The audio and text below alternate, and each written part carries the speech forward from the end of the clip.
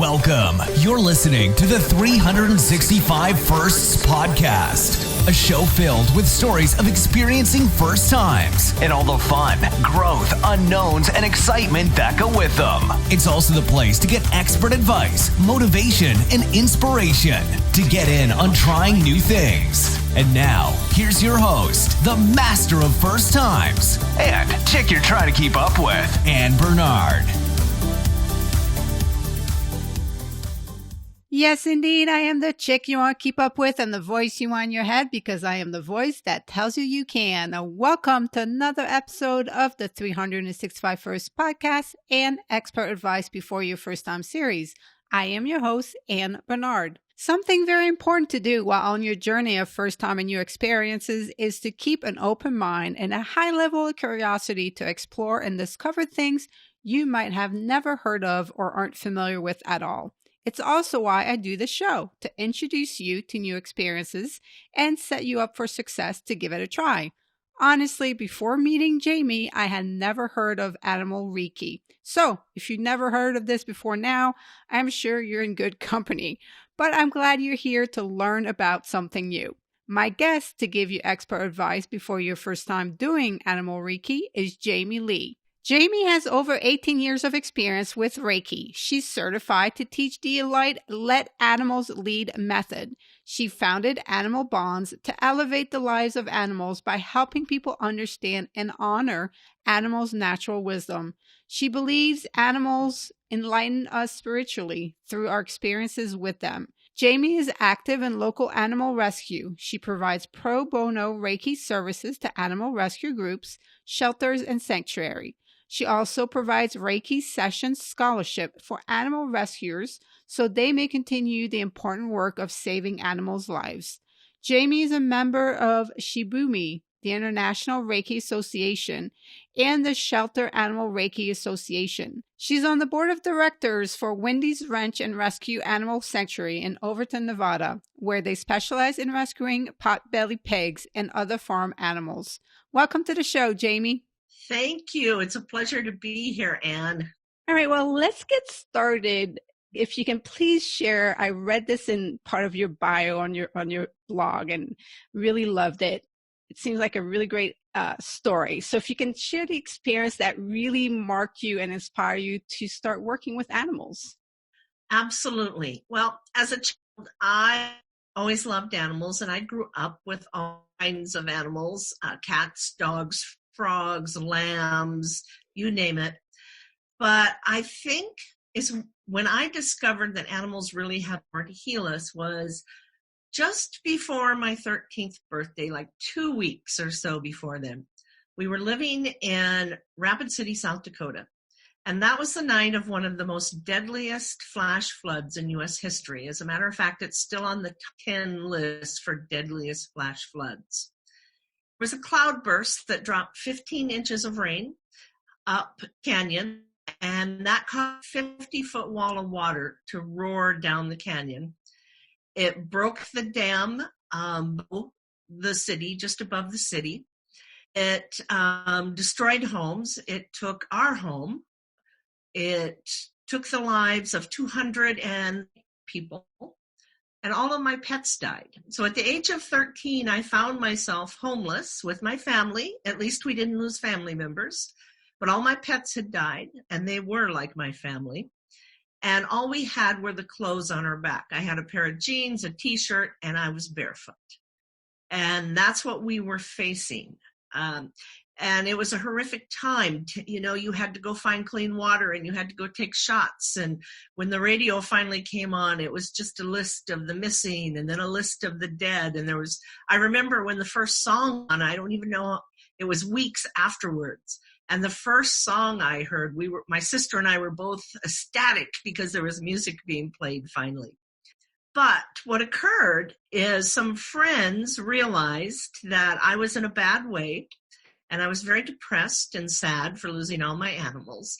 So for my birthday, which was June 24th, I received this tiny, adorable 8-week-old Siamese kitten. And that's when my healing occurred. And throughout my life, animals have always been there in the difficult times, and they've helped me heal. But that's when I really first experienced it for myself. Oh, that's an incredible story, and I'm really glad it brought that realization into your life. But I can't imagine the many other ways that marked your childhood. All right, so people might not be aware of what Reiki is. So let's start with explaining what Reiki is, how you got involved with it, and then we'll get into animal Reiki. Sounds good. Reiki itself is just a Japanese word that means spiritual energy. The system of Reiki is a system of energy, meditation, and intention, and it focuses on wellness and healing, both physical, emotional, and spiritual. I had never heard of it for many years. It was when I was working in law enforcement, and I was divorced by this time. I had a very dear friend, and she was diagnosed with stage 4 ovarian cancer. She had 2 very little children. And so came this family. And the doctors told her that she really didn't have much chance to survive. And spoiler alert, she's still alive today. She's fine. I want to say that. But they didn't think she was going to make it. So they told her she had to go away for experimental therapies. And so she did. She left town. And of course, they used very heavy duty drugs, new drugs, but they also used holistic modalities. They used color light therapy, nutrition, and Reiki. So I remember on her first trip, she came home because I had stayed with her children, and she was on the couch, sick as could be from the new drugs. But she had the strength to say, "You are going to learn Reiki because I like it." And I was like, I don't even know what that is. But as often happens, when the student's ready, the teacher appeared. And I met my first Reiki teacher at a tire shop. In the fall, I was having my snow tires put on, and I just struck up a conversation. We were sitting beside each other. When I asked her what she did, she kind of hesitated because this was a pretty conservative area. And she said, "I work with energy." And I said, "Oh, do you mean like Reiki?" Because I was looking, because I knew I had to find it. And she goes, "Oh, you know what that is?" I said, "No, but I need to learn." And she goes, "Well, I can teach you." And that's when it started. Okay, and how did that go from that to transferring to working with animals? So that was many years ago, over 18 years ago, when I met my first teacher. And I would work with it with my friends and family, but I always felt like something was missing. And then I would say, "No, I don't want to do this." And I'd go along, and pretty soon Reiki would come and it would tap me on the shoulder. And another teacher would present themselves. "Okay, well, maybe I need to try this." Did that for a number of teachers. And throughout my process of still saying, something's not right, I don't do it, I was just drawn to it. And it was drawn to me. I had heard of a woman named Kathleen Saad, who is recognized as creating the Let Animals Lead method. And there's around the world now. So she focuses mainly on animals. And I knew of her, but I was on Facebook one day, and I didn't follow her. And all of a sudden, a post of hers popped up. And she said that she had been given scholarship money, and so she could make available. She had, I think, 6 positions available for teachers, and you could apply for that. And she would select 6 people. And I remember reading that, and I thought, there's my scholarship. So I filled out the form, and a few months later, I got the call that I did receive the scholarship. And I went to California and trained, and it was life-altering, to say the least. Everything started to make sense. All the things that didn't make sense before, I understood why.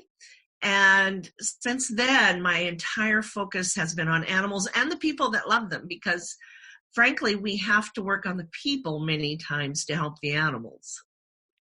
Yeah, we're going to talk more about that, but it's a very close bond and relationship between animals and said owners. Yes. So, as someone who is listening and they were curious about this, and now they're starting to hear you talk more about it, and they're thinking, okay, maybe this is something that I want to try with my animal.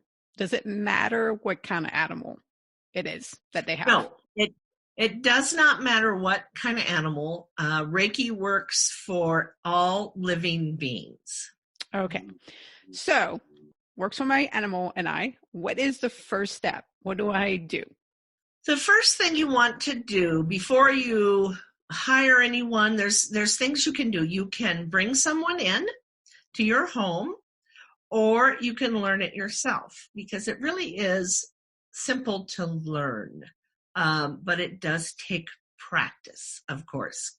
So if you decide to hire someone, they can either come into your home, or right now it can be done distantly. That's important to know, because especially right now, so a lot of clients that I work with, I can do something, like Zoom or over the phone, or you can hire someone to come in. But you want to make sure that the person you're hiring understands animal Reiki. For many people, their main focus is they've taken classes in human Reiki, and then they just kind of maybe throw on a couple hours of training with animals, and they use the same techniques, and it's really not the same. The techniques are not the same on how you approach it from people to animals. So I'm still struggling a little bit with envisioning what that would be like. So what the techniques are, like, say I decide to go the route initially to have somebody come in, or to do this right now virtually with you. So what do I do? So I have a dog. So I have my dog in the room with us. And what's my first step? So normally it's best to do it in a place where the animal is comfortable. And we want to pick a time not a time when they usually eat, or you go for a walk, or, when they're normally going to be kind of wound up, ready to do something. So we meet ahead of time and we talk about those things. And then we'll pick an ideal time, go to your home. Then I recommend that you are always allowed to be in the room as well. And what I will do is take you through a guided meditation. I take the person. So if it was you, Anne, I would take you through a guided meditation with your pet present. What I expect to see when that happens is your animal to respond, especially to your energy as that goes down. I'm also creating a space when we do that for all of us. And you're in this meditative space where your blood pressure is going down, your heart rate is going down, and research has proven when that happens, that also happens for our animals. And that allows your body just to get into a state where it can heal naturally. So basically, I would show up and we would meditate together with your animal in the room. Whether it's a dog, a cat, a lizard, it doesn't matter. So, and obviously that would benefit me greatly. How do I know that perhaps I should be considering this for my animal? What signs would my animal be displaying that they could benefit from animal Reiki? Well, it's important to know that animal Reiki never does any harm. It always works for the highest good. So if you have an animal who's well, is not sick, anything like that, animal Reiki just supports well-being, just like if we go for a massage, those type of things like that support our physical well-being. Reiki is the same for animals that are healthy. If you have an animal that is sick, maybe pain, hip pain from arthritis, or has some kind of physical problem, then Reiki can help the body relax and down so that it can go a normal state of, no matter what, our bodies are what does the healing. So you just have to get into that calm place for that to happen. If you have an animal, maybe who's a rescue animal that just came in the home, who's maybe frightened, a little stressed, unsure, and right now a lot of animals are stressed because they're picking up on their person's stress. So that's a great time to offer Reiki because it helps them calm down.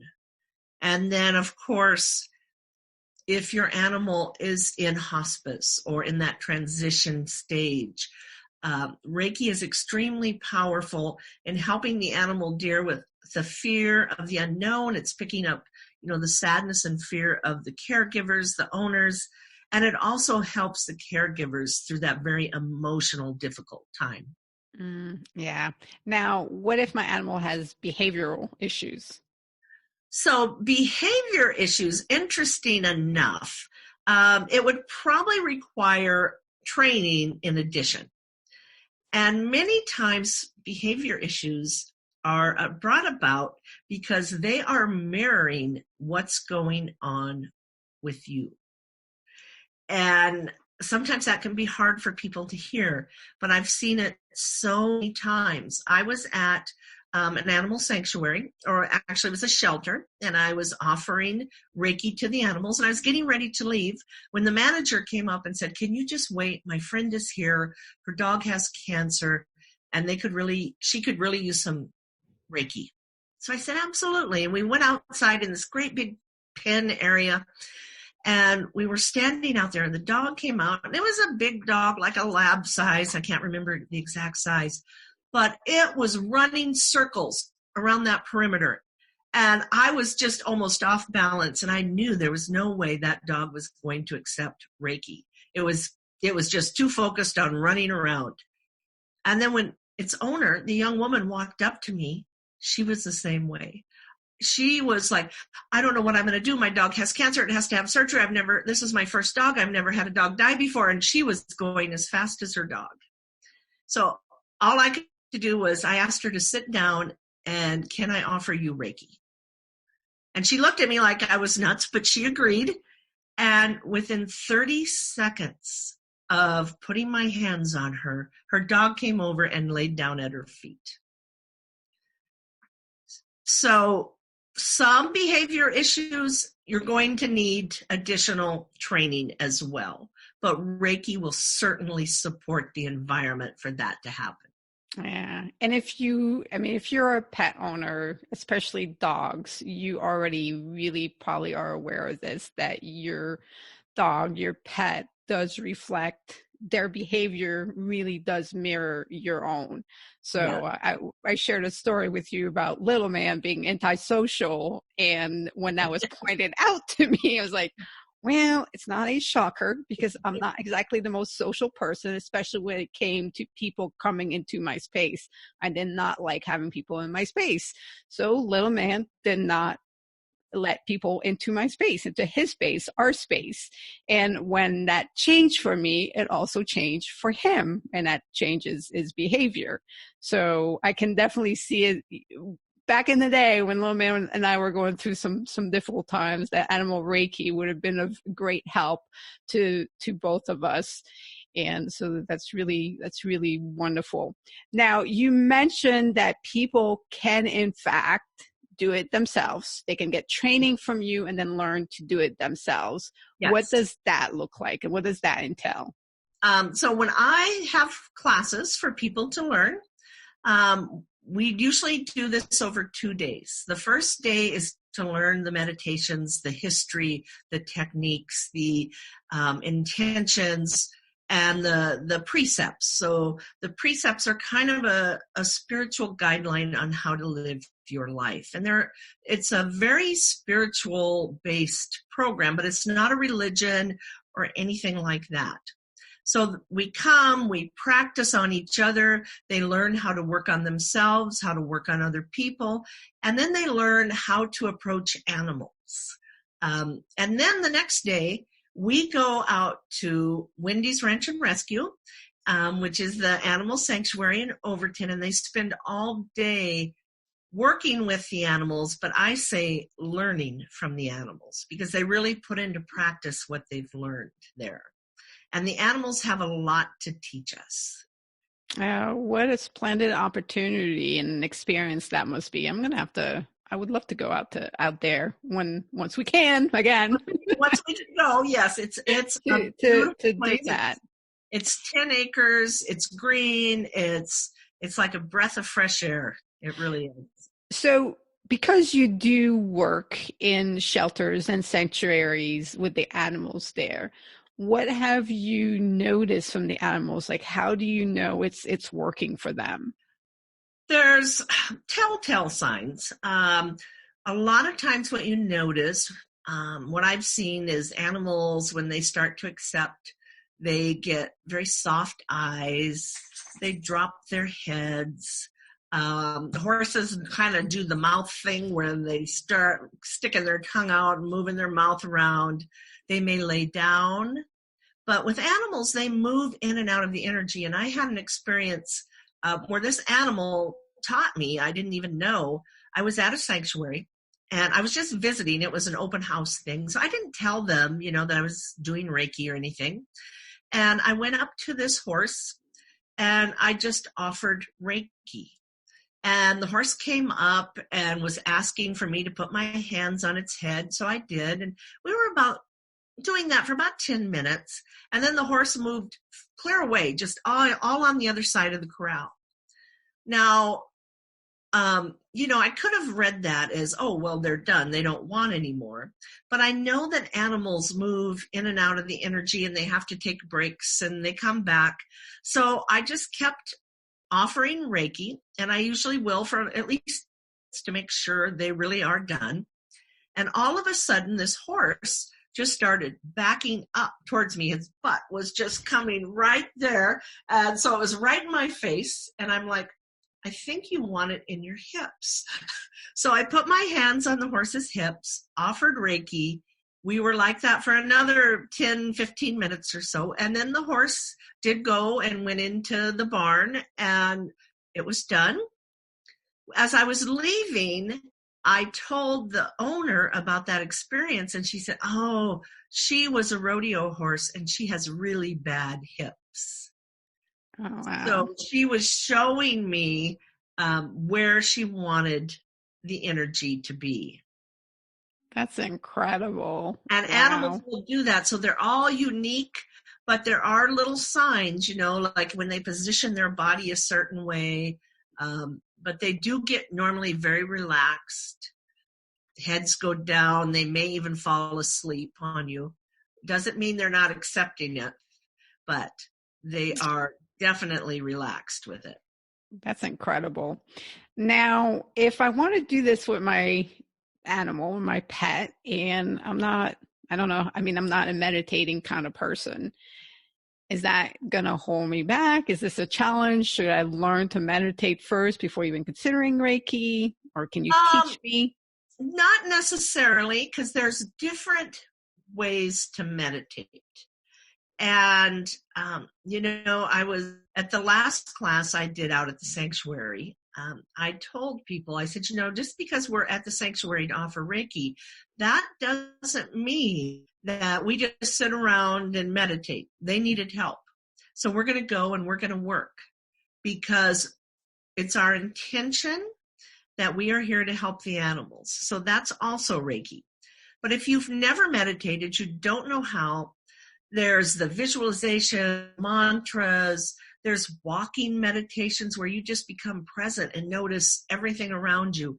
So there's so many different styles of meditation that normally we can find one that works for you. So if you're a person that has difficulty, I try to find one that will work for you. And then I say, stick with that one for now.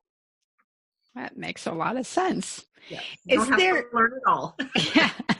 So is there some sort of a code of ethics that you follow that is behind this? Yes, there is. Not every animal Reiki teacher has that, but because I am a Let Animal Lead teacher and a member of SARA, the Shelter Animal Reiki Association, we do have a code of ethics. And we believe that animals are our partners in the healing process. We believe that the animals lead, which is where the let animals lead comes from. Animals lead the session. They decide if they even want to participate, how they will participate, meaning if they can be touched, if they can't be touched. So we always start from a distance. I never start by immediately touching the animal. They will come to me and ask me to touch and let me know it's okay. Then I will. So those are some of the things. They decide how long the session is. The animals are always in charge of their own healing session. And we are there to facilitate that and never do any harm to them. And the other thing we do as our code of ethics, as we always see them as perfect. So it doesn't matter if they're sick, if they've maybe lost a leg, even in the shelters, which can be pretty difficult. Some of those animals that are probably going to be euthanized, we let go of all that. We don't bring that there, and we just see how perfect and beautiful they really are in their heart. Oh, that is beautiful.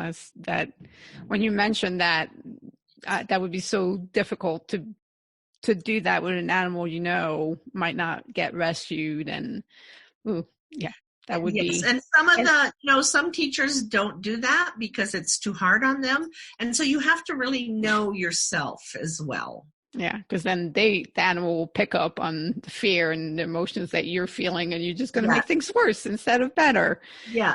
So, this is fascinating to me. I definitely think it's something that you have to experience in order to really understand. So how do people get in touch with you if they want to explore more into this?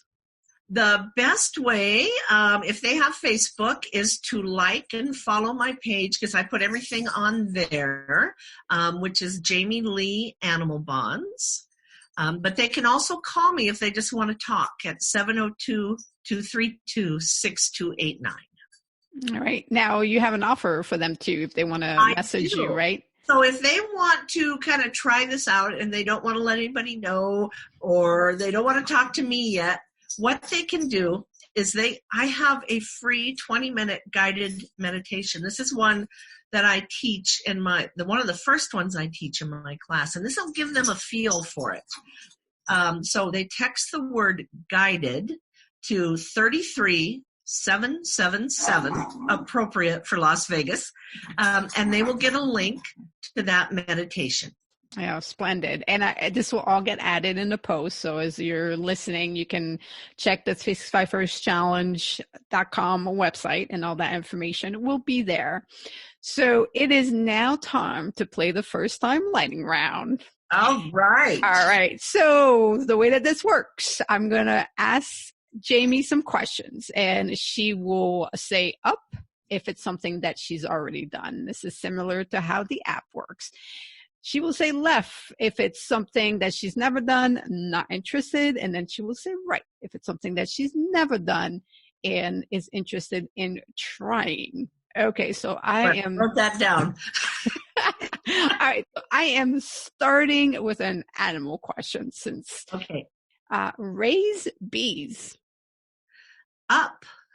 Wow, you've done that before. Do tell. Yes, my family has. Yes, when I was a kid, we had bees. Oh, wow. Were you ever a casualty of getting stung by them?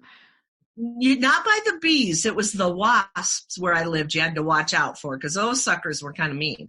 Oh. So then you grew up on homemade honey. Yes. Oh, honey and gardens. Yeah. Oh, that's awesome. Okay, then perhaps you've done this before too. Have you ever made yogurt? Yes. Oh, up. Up. Okay, another animal. Ride a donkey. Oh, right. Right. Awesome. I've never been. Well, a great place to go on a donkey ride is at the Grand Canyon. Yes. Okay, fencing, the sport. Right. Right. Excellent. Have you ever danced a foxtrot? Oh, up. Up. When was that? That was after I got divorced. So it's like 19 or something. I took ballroom dancing classes, and that went on to become belly dancing classes. Oh, awesome. That's an interesting transition. It is, isn't it? Okay. Go to Jazz Fest. Up. Up. Oh, did you enjoy yourself? Yes, absolutely. It is a great time. Yes. Do pottery. Right. Right. Oh, well, Yeah. we'll have to go to pottery class together. Yes, I would love that. I've done ceramics, but never the potter's wheel. So I've always wanted to do that. Excellent. Me too. Have you ever been interviewed on TV? Up. Up. Awesome. Volunteer for a political campaign. Left. Left. Not for you. Bid at a auction. Up. What did you bid on? You know, I don't even remember. It's when I lived in Kansas, and my brother-in-law was really big on, they would have all these auctions, and he was a vinyl collector, so he would go for that and everything else. So I went along with him one time, and I didn't get it, whatever it was, but Oh, well, that is awesome. I really appreciate you coming on the show and educating us about animal Reiki. And I invite everyone to follow up with Jamie and get in on it. I mean, while you're at home, you and your pet, and stress is a little high, things are happening. This is a great time to give it a try. Absolutely. And thank you so much, Anne, for having me on here so I can share the Reiki, animal Reiki with people. I appreciate it. All right. I hope you enjoyed this episode and found it very educational. I know I certainly did. If you haven't already done so, please subscribe to the show. While you're there, leave a review. If there is an expert you would like me to have on the show, email me contact@365firstchallenge to let me know. Additionally, if you want to be on the First Time Storytelling broadcast, would love to have you. Send me an email. Until we meet again, stay home, stay safe, stay healthy, and have first times and new experiences. You've been listening to the 365 Firsts podcast. Hope you've gotten inspired to start your journey of first times and new experiences. Join the 365 Firsts Challenge by downloading the app at your local app store. Check out Next Level Firsts Coaching for additional assistance. Contact us if you want to share the stories of your latest firsts on the show. Now, go get busy having new experiences.